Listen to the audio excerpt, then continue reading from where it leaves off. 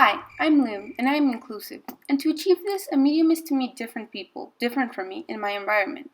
I had the opportunity to meet Malek Handali, who is a Syrian-American pianist and composer born in Germany. He began studying at the Arab Institute of Music in Moscow Conservatory. In 1995, he received a scholarship to attend to North Carolina School of the Arts. He later graduated from Queen's University, New York, and received an Outstanding Musical Performer Award. He then studied composition and orchestration at Charlotte, North Carolina. He received his master's degree, and in 2013, the Carnegie Corporation of New York named him Pride of America.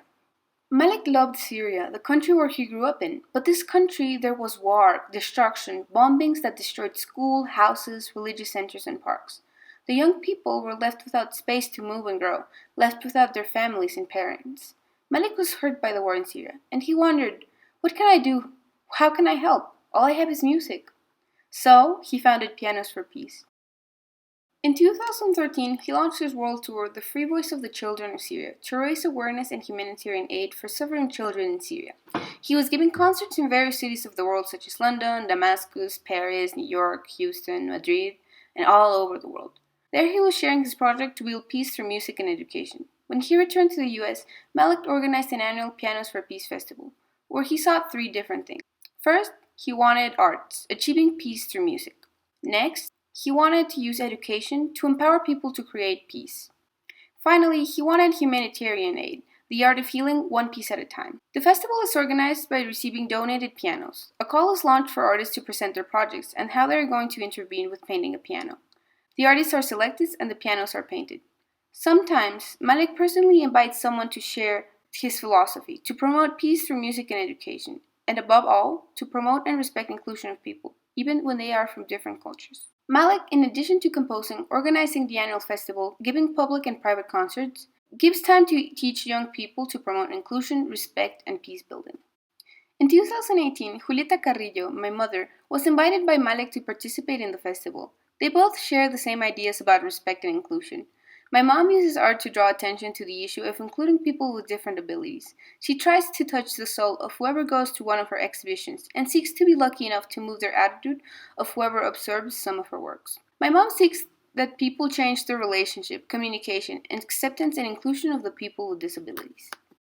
She intervened on a piano with the face of Ludwig van Beethoven, who was a person who was deaf, and despite that limitation, he found a way to express in sheets of music what his soul carried inside.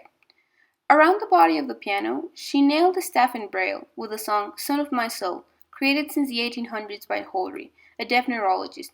This pentagram was made to include people who are blind. On the outer cover of the piano, she painted the face of a happy boy who has colpocephaly, which is the decrease of the corpus callosum in the brain. And Helen Keller's face was placed in braille as well. The best and most meaningful things in the world cannot be touched, they must be felt with heart. The piano has carried its message to different concerts, exhibitions, magazine, and advertising media, all of them seeking the inclusion of people with different abilities in the middle of the working world. Julieta uses art to express the message of inclusion. A year later, Malik used a photo of my mom's piano to present the annual report promoting the 2019 festivals and call for artists for the pianos.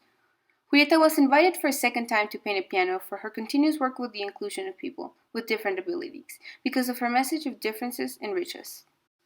This time, Julieta intervened on a piano promoting the inclusion of people with Down syndrome in the workplace. She painted Isabella Springmoon, who is a Guatemaltecan designer who was rejected by various design universities for having Down syndrome. After much effort, she found a place to prepare. Today, she is an internationally recognized designer, and she promotes the empowerment of women with Down syndrome. Julieta painted on the outside of the cover of the piano a boy who is advertising the cover of a university that founded a young man with Down syndrome in Spain.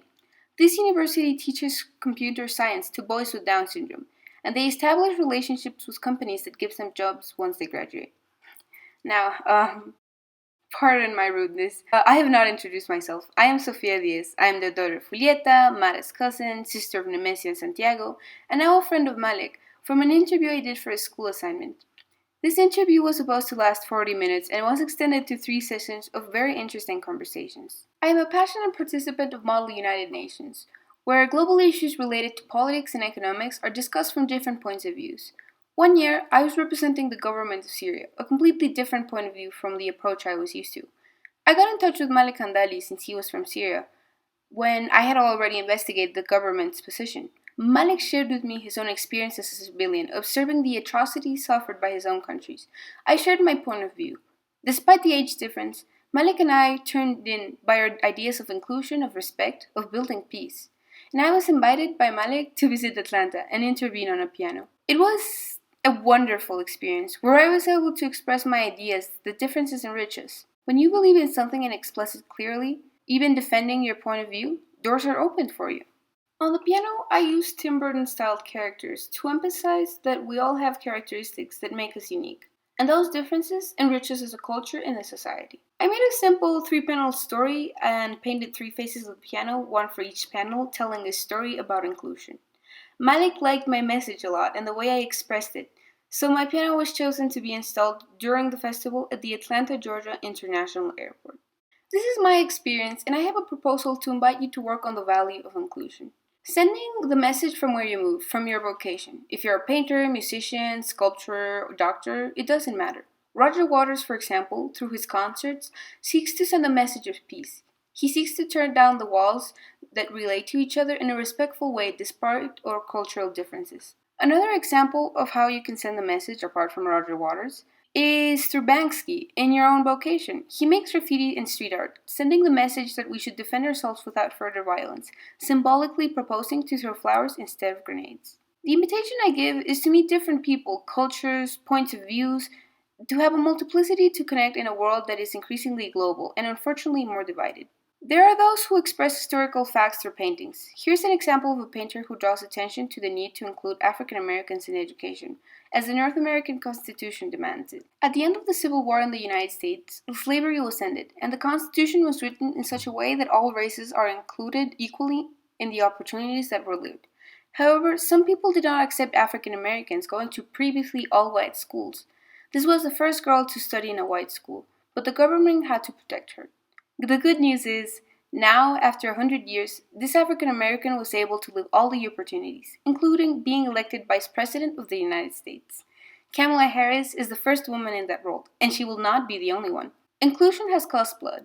It is worth expressing yourself, working and fighting for it.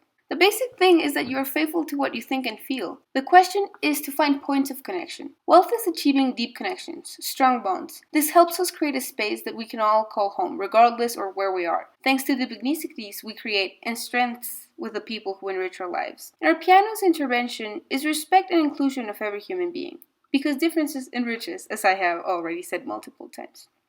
And in your case, how will you express their respect for others? And now, anyone can give their time to volunteer to some cause where we live. And even Malik can incite us to join Pianos for Peace. But you know what? We don't need to go to Atlanta or to another place in the world. I invite you to look around. I am sure that you will find some way to promote inclusion. There are many ways. It is just a matter of searching.